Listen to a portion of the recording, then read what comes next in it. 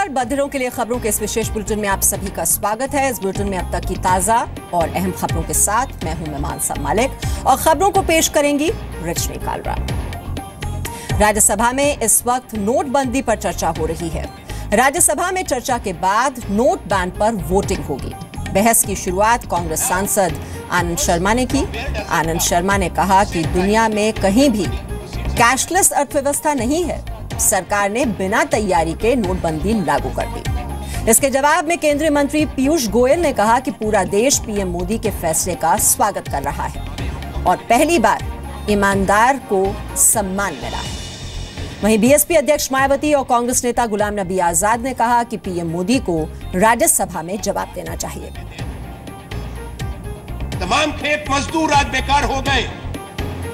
जो 200 रुपए दिन की दिहाड़ी पाता है वो एक सप्ताह से लाइन में लगा है कि हिंदुस्तान का कौन सा किसान ऐसा है जो अपनी धोती तहमत के अंदर क्रेडिट कार्ड की स्वाइप मशीन बांध कर आता है, चेकबुक धोती में बांध कर आता है। कौन सा ढाबा है, कौन सा फुटपाथ पे जो खाना बेचता है जो क्रेडिट कार्ड आपका लेगा। आपने तो कह दिया कैशलेस इकोनॉमी।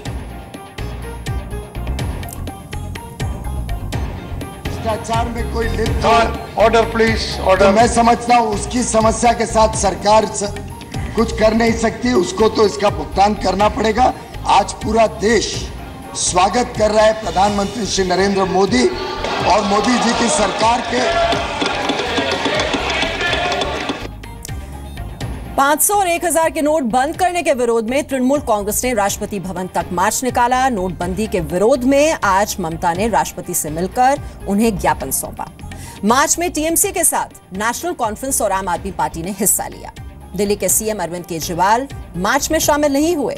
एनडीए के सहयोगी दल शिवसेना के सांसद भी मार्च में शामिल हुए। इससे पहले संसद परिसर में गांधी मूर्ति के पास टीएमसी सांसदों ने प्रदर्शन किया था। नोट बदलवाने के लिए बैंक जाने वाले लोगों की उंगली में स्याही लगाने का काम शुरू हो गया है। दिल्ली के संसद मार्ग में स्टेट बैंक ऑफ इंडिया की ब्रांच में स्याही लगाने का काम आज सुबह शुरू हुआ। जो लोग नोट बदलवाने के लिए आ रहे थे उनकी उंगली में स्याही लगाई गई। लुधियाना के यूनियन बैंक ऑफ इंडिया की ब्रांच में आने वाले लोगों की उंगली में भी स्याही लगाई जा रही है। वाराणसी और लखनऊ में ज्यादातर बैंकों की ब्रांच में स्याही का इस्तेमाल नहीं हो रहा है क्योंकि अभी तक इंक की सप्लाई ही नहीं की गई है। स्याही लगाने की खबर के बाद बैंक के बाहर भीड़ थोड़ी कम हुई है। और उधर आरएसएस मानहानि केस में कांग्रेस उपाध्यक्ष राहुल गांधी मुंबई के भिवंडी कोर्ट में पेश हुए, जहां अदालत ने राहुल गांधी को जमानत दे दी। राहुल के साथ उनके समर्थक भी मौजूद थे। दरअसल राहुल गांधी ने साल 2014 में एक रैली के दौरान राष्ट्रपिता महात्मा गांधी की हत्या और नाथूराम गोडसे पर बयान दिया था। इस बयान के बाद सुप्रीम कोर्ट ने राहुल से कहा था कि या तो वो आरएसएस से माफी मांगे या फिर कोर्ट में ट्रायल के लिए तैयार रहे। विदेश मंत्री सुषमा स्वराज की किडनी फेल हो गई है। इलाज के लिए सुषमा स्वराज को दिल्ली के एम्स में भर्ती कराया गया है। 64 साल की सुषमा स्वराज ने ट्वीट कर बताया कि किडनी ट्रांसप्लांट के लिए टेस्ट किए जा रहे हैं। भगवान कृष्ण आशीर्वाद देंगे। सुषमा स्वराज के इसी महीने की 7 तारीख को एम्स में उन्हें भर्ती कराया गया था। एम्स के कार्डियो न्यूरो सेंटर में उनका इलाज किया जा रहा है। सुषमा स्वराज को पिछले 20 साल से डायबिटीज है। इसकी वजह से उनकी किडनी की समस्या बढ़ गई। केंद्र सरकार ने विवादित मुस्लिम धर्मगुरु जाकिर नाइक की संस्था को बैन कर दिया है। जाकिर नाइक की संस्था इस्लामिक रिसर्च फाउंडेशन को अनलॉफुल एक्टिविटीज प्रिवेंशन एक्ट के तहत 5 साल के लिए बैन किया गया है। कल शाम कैबिनेट की बैठक में इस पर फैसला हुआ। जाकिर नाइक के वकील ने फैसले को गलत बताया है। केंद्र सरकार का कहना है कि जांच के बाद जाकिर नाइक के एनजीओ पर कार्रवाई हुई। कांग्रेस का कहना है कि सरकार ने कार्रवाई में देरी की। जम्मू कश्मीर के बारामूला में आतंकियों के साथ एनकाउंटर में जम्मू कश्मीर पुलिस के स्पेशल ऑपरेशन ग्रुप का एक जवान शहीद हो गया। पुलिस और आतंकियों के बीच एनकाउंटर सुबह 7:30 बजे शुरू हुआ। इस दौरान आतंकियों की फायरिंग में कांस्टेबल मोहम्मद शफी घायल हो गए। इलाज के लिए उन्हें कुपवाड़ा के मिलिट्री अस्पताल ले जाया गया, लेकिन उन्हें बचाया नहीं जा सका। मोहम्मद शफी साउथ कश्मीर के कुलगाम के रहने वाले थे। श्रद्धांजलि के बाद उनके पार्थिव शरीर को उनके पैतृक गांव ले जाया जा रहा है। हरियाणा के करनाल में शादी समारोह में गोली लगने से एक महिला की मौत हो गई। आरोप है कि शादी में आशीर्वाद देने पहुंची साध्वी देवा ठाकुर ने अपने बॉडीगार्ड्स के साथ हवाई फायरिंग कर दी।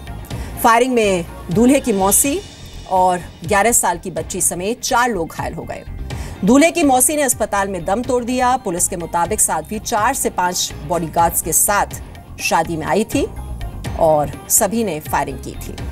पुलिस ने आरोपियों के खिलाफ हत्या और आर्म्स एक्ट के तहत मामला दर्ज किया है। 26 साल की देवा ठाकुर करनाल में ही अपना आश्रम चलाती है। एक्टर नाना पाटेकर आज जम्मू कश्मीर में बीएसएफ के जवानों से मिले।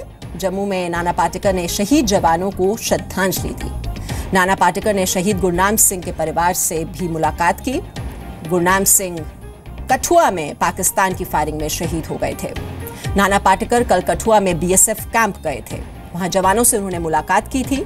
नाना पाटेकर ने कैंप में रखी बंदूकों की जानकारी ली और खुद बंदूक भी चलाई। नोटबंदी का समर्थन करते हुए नाना पाटेकर ने कहा कि ये ईमानदारों के लिए मीठी चाय है। मेडिकल काउंसिल को खत्म करने के फैसले के विरोध में आज देश भर में डॉक्टर्स ने प्रदर्शन किया।